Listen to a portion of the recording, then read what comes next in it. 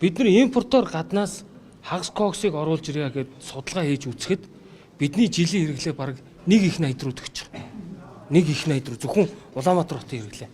Тэгэхээр бид нар энэ хооронд нийтлэн суурьаар хийжсэн түүхийд өөрчлөё. Нэгэнт Монгол улс нүүрс баяжуулах үйлдвэр ашиглалтанд ороод Эрдэнэс 5 баяжуулсан нүүрс гаргаж эхэлж байгаа учраас Эрдэнэс 5 нүүрс баяжуулах үйлдвэрт эрчим хүчний нүүрсийг баяжуулаад аваад авсан нүүрснийхээ 60 орчим хувийг шигшүүрээр тэр жигтэн савлж 25 хоног зарья. Өөрөөр хэлбэл дунд нь ямар ч нэг барьцуулуулагч оруулалгүйгээр баяжуулна гэдэг нь их одоо манай төвшөнд бол угаана гэсэн үг. Угаагаад бид нар яг нөгөө зохих одоо бидний сая гаргасан стандартад нийцгүүц ийм нүүрсийг шууд шигшүүрт шигшээд савл хэрэглээнд 10 сараас зарья.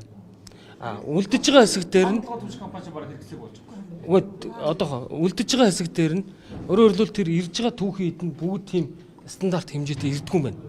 Тэгэхээр тэр үлдэж байгаа хэсэгт нь бид нар яг одоогийн 5 түвшний үйлдвэрийн технологиор нунтаглаад импортын барьцалтуулагчтай холиод ингээд савл зарья гэдэг ийм одоо зүйл дээр хоёр талаасаа тохиролцсон.